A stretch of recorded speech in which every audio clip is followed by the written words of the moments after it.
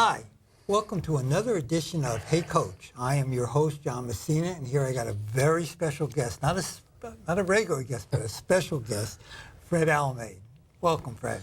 Thank you for having me on. I always enjoy coming on Hey Coach. Okay, and this is, I think you have the record, most appearances on the show here. Okay. Fred, you're the Director of Guidance at St. Lucie West Centennial High School. And how many years have you been there? I've been at Centennial going on my 20th year. Been in St. Lucie County 25 coming up. All enjoyable years, and looking forward to another successful year coming up this fall. Great. And before you were at Centennial, where were you? I was the Director of Guidance in St. Lucie County at Lincoln Park Academy for 4 years. And before that, I was guidance counselor and coach in Florence, South Carolina, at West Florence High School. You know, I was watching NBA drafts tonight, and I was watching that the first two picks, Zion Williamson and Moran, both were from South Carolina, both played on the same AAU 13 and under team. You think they lost?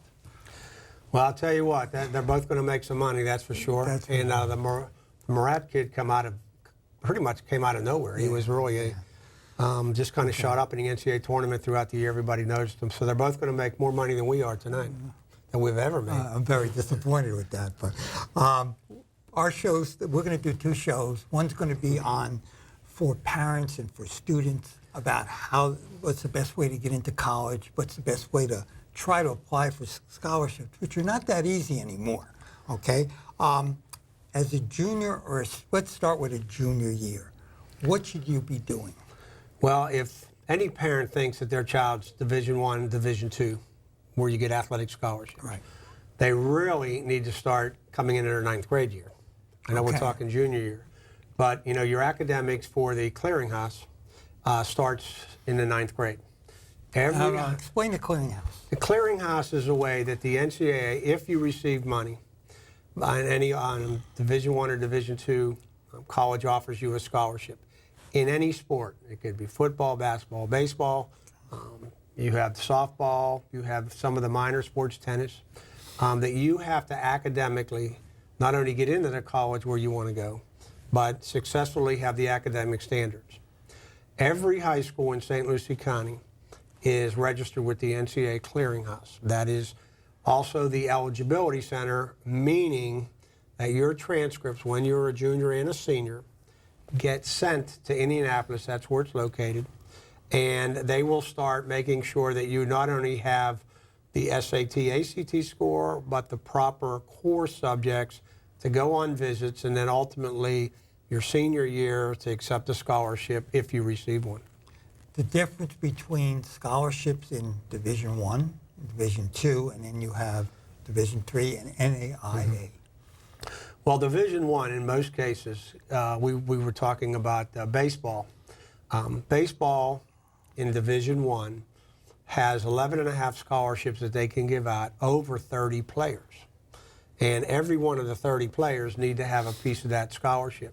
Sports like football on Division I, baseball, tennis, a lot of those are full scholarships, so they don't really have something like baseball. So it depends on the sport, what you're doing. Division II is, again, they can give full academic or partial academic scholarships. NAIA can do that also, and NAIA also has an eligibility center where you have to be cleared. Okay. And then finally you have like the community colleges, which can give scholarships, or junior colleges, but they don't have to be cleared by any of the NCAA eligibility standards. They just have to have a high school diploma, but they must graduate from the community college if they're going to go on junior and senior year to get a Division I, Division II scholarship. And parents have to be very realistic about the expectations for their young men and young women. Well, again, it's an athletic academic coming in the 9th grade. You never know how your child's going to do academically or physically develop. But you can do something about the academic part. Every high school in St. Lucie County is registered with the NCAA Clearinghouse. We all have a list of courses that are registered at the NCAA Clearinghouse, meaning as a student, a freshman, sophomore, junior, and then even your senior year, you got to make sure not only are you taking the proper classes, but hopefully making the grades, GPA standards, along with the SAT score, to qualify if you are successful enough to get some kind of free athletic scholarship. And academics play such a big part. I was helping out, as you know, with baseball over at Martin County this year, and we had 7 seniors get, athletic scholarships for baseball, but every one of them had the academic portion in it also, and that's real important. Yeah, and again, part of the recruiting process is a college, if they're going to spend money on you because they think that you athletically can help their program, if you academically can't get into the school or they think you'll be a risk, you'll go to the back of the line in what they're trying to offer. So, as you said, in high school, that's where it all starts, and the colleges always want an unofficial copy of students' transcripts, especially at my school, when students are getting recruited to see what the student athlete can do. And there is such a difference, being very honest, with Division I going down to the other divisions athletically, okay? I mean, you got to be realistic. Are you going to play at that level? I mean, there's so many players, not just in football, but in other sports, have gone Division II, Division III, and have made it to big time. Well, the bottom line to me is you want to get a college education. Yes. So if you're playing Division I, everybody reads about it, watches it on TV. That's the elite. But Division II, and many students here in the Treasure Coast are getting Division II scholarship. In most cases, are playing. They're successful. They get a degree.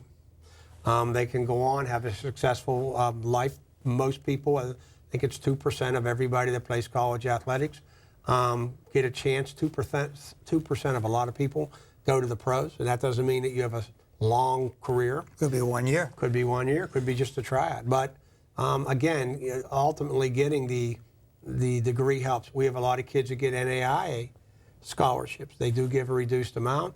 Unfortunately, a lot of those students have to leave the state of Florida. Right. But they're still getting a college degree if they're successful. Right. And another thing about the scholarship, and people don't really promote it, this thing that well, is that they're renewable every year.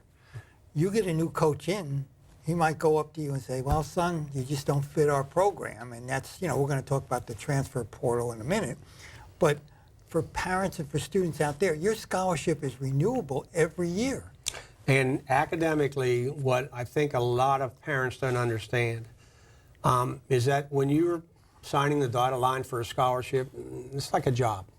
That, you're 6 in the morning lifting weights, going through your whole day, no matter what sport it is. A lot of times in the summer, you're taking classes, summer A, summer B.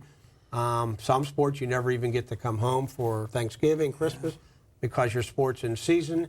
So it is like a job, and academics are a big part of it, even though there might be tutoring as part of it. But it's a tough go. And then you look at the elite programs. Well, let's take basketball, for example. We have the draft tonight, and a lot of the young men that are going to be drafted tonight, they went to school for a semester. You hate to bring this up, but you talk about the one and done. I don't think it even is a one and done. I think it's a half and done, because I really don't think any of them are going to classes this second semester. They're going to be drafted. The good part for those, what we talked about, Right. Williamson and a couple other players that are going to make big money. Just think of the back end of that. There's I think 80 players went for the NBA draft, and they're only going to draft maybe out of those 80. I'm talking about kids that come out early, other than European kids. They might only draft like 15%. So what happens to the other 60 or 70 players that been in school for a year or 2 years, don't have a degree, and don't even have a job unless they, are scrambling around trying to find something in Europe or the G League or something of that nature? And I think that, again, going back to being realistic, you as a parent, you as a student, you're all not going to be Division I. You're all not going to be Division II. But remember, and you made a great point, you're getting your academic education, which is very, very important. Now, another thing about getting scholarships, a lot of times, parents, some of the players might say, well, it's the coach's job. No, it's not the coach's job. The coach will help you. You got to figure out what school you're interested in, and then the coach will guide you that way. And how do you get promoted? Okay, and I think about 10, 12 years ago, Mrs. Pike, who was the principal at Centennial, and myself went up to FHSAA, and we were receiving the State Sportsmanship Award.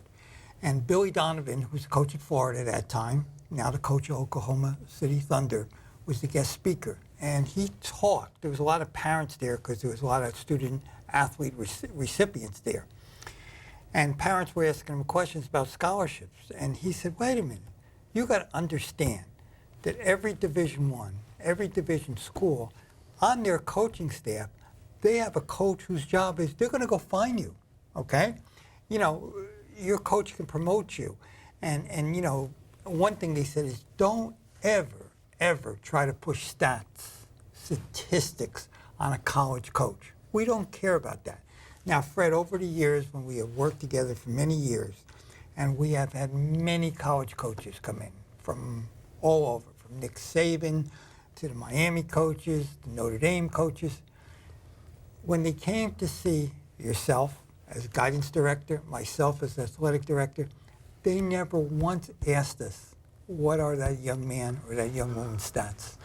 What they ask, and any of the administrators or guidance counselors will get asked this question if any of the schools or any colleges are being recruited, any of our high school students, they want to know what kind of a student is he, what kind of a person is he, and finally, what classes are they taking, meaning academically, are they taking honors, taking regular, how are they doing, and then they'll ask, what do the teachers think of their ability? Because a lot of students just worry about their athletic, and it's really the academic that the colleges want to know. So those questions are going to be asked before anybody is going to be offered a scholarship. Or even before they ask you for a visit. Even before they even ask to talk to the player, yeah. Talk to them at the school, and that's such an interesting point. Now, what would you say, and this is a tough question, what is the bottom line academically, grade-wise, and test score-wise for a Division I school? Well, part of the clearinghouse is what they call the sliding scale. So the sliding scale is your 16 core academics, and that's what any parent can look on the website of the clearinghouse with your school name and find out your particular high school, what their core subjects are. English, math, science, social studies, electives, what they are. Then, based on those core subjects, you have your grades, A, B, C, 4.0, 3.0, etc. That cumulative GPA, adding those 16 up, they have SAT scores. They call it the sliding scale. The higher the GPA in those core subjects, the lower the SAT score, down to as low as, I think the lowest score is 870 on the newest one, meaning that if you had a GPA that was fairly high, you could go as low as 870. So you're looking at 3 something. Exactly. Yeah. Now, on the other end, the lowest you can go is a 2.3 in those core subjects, right, which has changed. Used to be a 2.0. Right. And your test score then is going to have to be almost, I think it was 1060 with the 2.3. So again, academically, you want to have a good GPA, because if you don't test well, which a lot of kids don't, right, you still can do all right on that sliding scale. Now, the FHSAA, their requirements in order to play athletic sports is a 2.0 each semester. Now, a 2.0 is equivalent to a C average, okay? Years ago, when I first started, it used to be a 1.5, and state legislature raised it to 2.0. Now you have a 2.0, and I think between your freshman and sophomore year, they give you one exception that you could fall below, and you can get a waiver on that. But if you're getting a 2.0, you're not playing in college. Well, also we're talking about the clearinghouse. Yeah. All our schools here in St. Lucie County have credit retrieval, meaning if you don't do well in a class, and you could even use one of those core subjects, you make a DNF, we have what they call credit retrieval on a computer to help credit recovery, to help change that grade. That cannot be used for the NCAA clearinghouse. For high school eligibility, it can be used. So you're saying, for example, this young man fails math, okay? Gets an F, goes to credit retrieval, gets that up to a B. that can be used for your state eligibility, but it cannot be used for your eligibility getting into college. Correct. So we have many athletes that when a parent will call and say, what's my child's GPA, and they're kind of asking about their clearinghouse opportunities. You kind of have to estimate your core subjects. But again, the credit retrieval cannot be used for the clearinghouse, but eligibility is fine. You can use the Florida Virtual School, which is online and for free to replace a bad grade, and the clearinghouse will accept that. But the credit retrieval is, I will say, an easier venue to get the grades up quicker. But one can be used for the clearinghouse, one can't. Both of those, meaning the clearinghouse, the FLVS, Florida Virtual School, and the credit retrieval can be used for state eligibility for a student to play high school sports. And you can't wait to the last minute to do this. You and I, over the years, how many kids came like first week of school and said, look, I got to take this class. No, it's got to be done before you start your semester, before the semester starts in August and everything. A lot of the high schools, and I saw this in the paper the other day, one of the high schools, school was extended about a week and a half, 2 weeks ago. And they looked at a lot of their athletes and they were signing them up for either credit recovery, depending on what their situation was, and or virtual. The guidance counselors were doing it. We do the same at our school because, again, your main sports, football, volleyball, they're starting right away. They start before school starts. Right, and if you want to be eligible, we can estimate what your GPA is because we don't have some EOC scores in. But, that's, like you said, you got to be proactive to try and get the GPA. Don't come the week before school and a student or a coach says, hey, can John Messina be eligible? And you look and say, GPA is too low, and you had an opportunity all summer to help that student out. I think our hardest problem that we did over the years was that the grades didn't come out until 2 or 3 weeks after the students left. And, then they come back in August and they find out they're ineligible, okay? So we tried, I know you and I worked together, we made a list of everybody that might be in that range that should check in with us over the summer. Another thing is, and I think this is going to be a major problem, it started in high school, usually it works down, is the transfers, okay? I know I have talked on this show many times about the state legislature rule that basically you can go to any high school you want. Now, it was put in academically. It was put in for an academic, but it's being used athletically. And the two rules for athletically are, as long as you provide your own transportation and as long as there's room. Now, there's a lot of schools all over the state, they'll find room if you're good enough. And you're going to find your transportation there.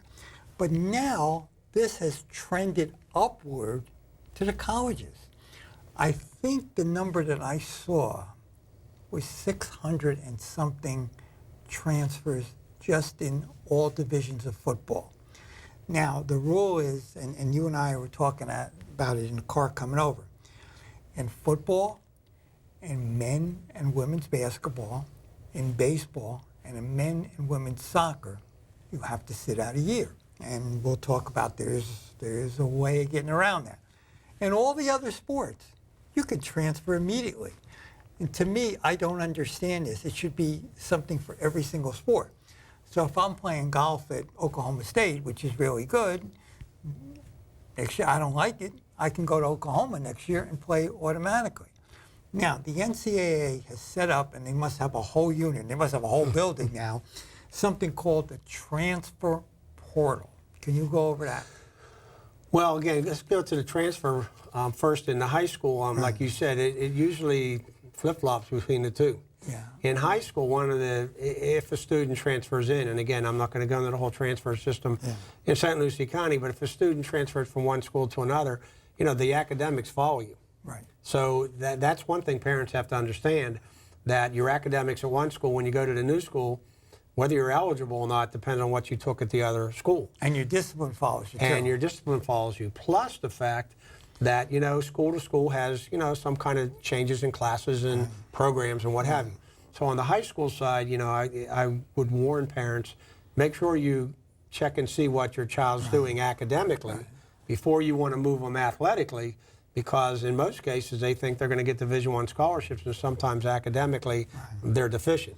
On the NCAA side, I think that they've just had so much social media negativity with what's going on in the world, how coaches are moving around making high salaries, and the players want to get paid, you know, in most cases in the NCAA amateur division, the way they call it now. And so they said, okay, we'll let students flip-flop, called the portal. And one of the things, as you mentioned, you have to have certain academic standards. You're supposed to sit out a year. Supposed to. Unless you graduate, and you can be a Right. graduate student and go for a year or two. But also the dilemma is that they have hardship cases. So a lot of times students in that 600 plus, no matter what sport, they go in front of a board and they plead their case for whatever reason, and they're kind of superseding the reason why the portal was put in to sit out a year. And that's creating problems. And I think 80% have been approved so far. I mean, they're not trying to fight it. Now, with the graduate transfer, I kind of think that's okay.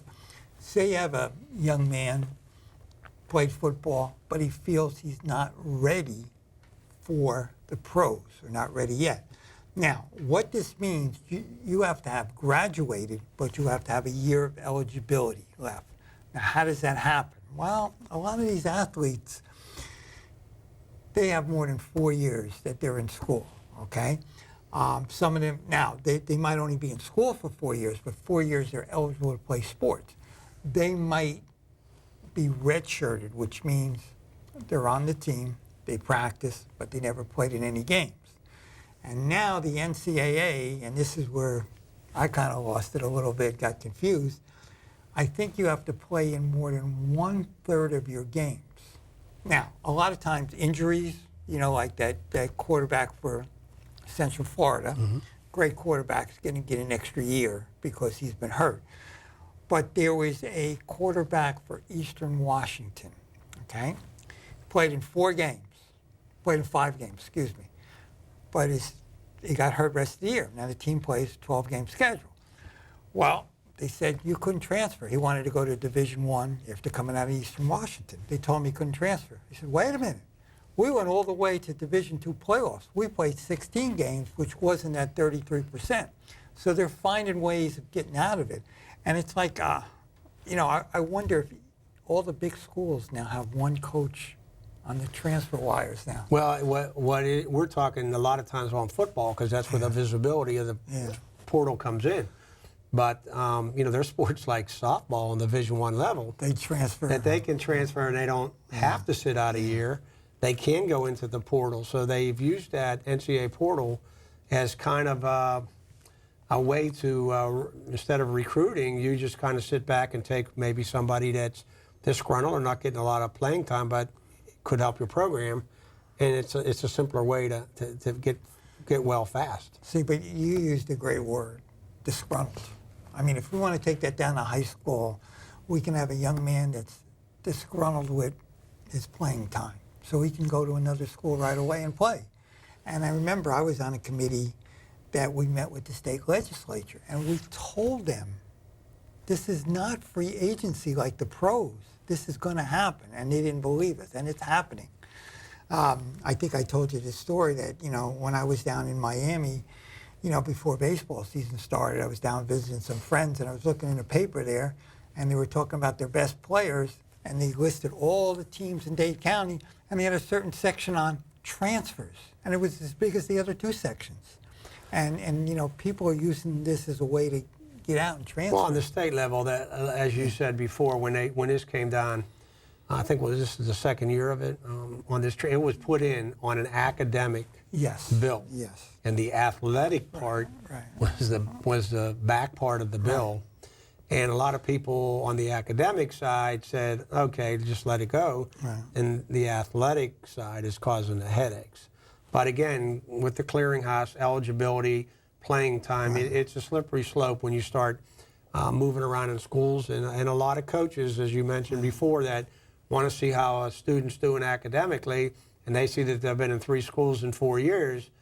Now academic becomes a problem, but also socially. You know, can they get along with with their coach or other players. Why are they moving around? So, I mean, there's instances where it can hurt you, not help you, even though you're quote unquote disgruntled on where you're at. But they could also say, which you couldn't say years ago, geez, I can go to this college for 1 year and I'll transfer out. I can't remember 10, 15 years ago people transferring. Well, they're saying that's what the coaches are doing on the big, and they're making a lot of money Right, doing they're saying if a coach recruited you and you went there for that coach and that coach leaves before you even start, should that free you?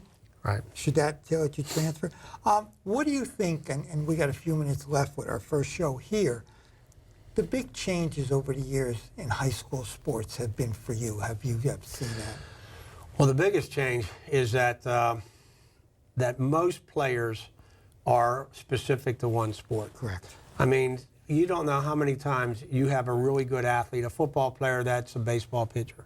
But come springtime, because maybe they're being recruited Division I or think they can be Division I recruited, they're not playing the sport. Well, you only go through high school once. And I think the enjoyment of playing as much as you can is just good for every individual. But it's become so specific to some sports.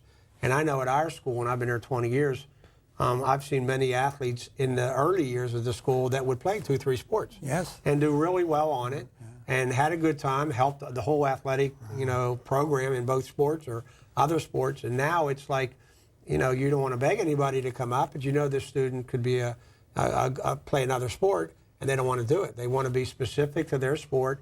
It's like they're putting all their eggs in one basket. And nationally, if you ask a lot of the coaches, and it doesn't matter what level, they like kids that take time off and play different sports and rest their bodies or use a different muscle group.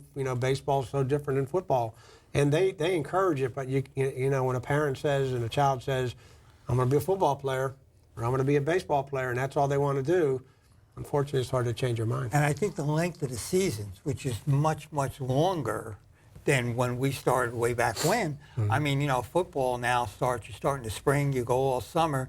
If you play all the way in the playoffs, you're playing an NFL schedule. If you make it all the way to state finals, that's 16 games all the way to December.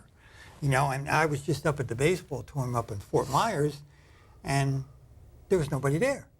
And you talk to people, why was there nobody there? Not because of lack of enthusiasm, because the schools that were in it had graduated, and schools have even ended 2 or 3 weeks previously. I mean, years ago when we had the state tournament here, it was more in the middle and early part of May. Now it's going into June, and really most of the schools are out.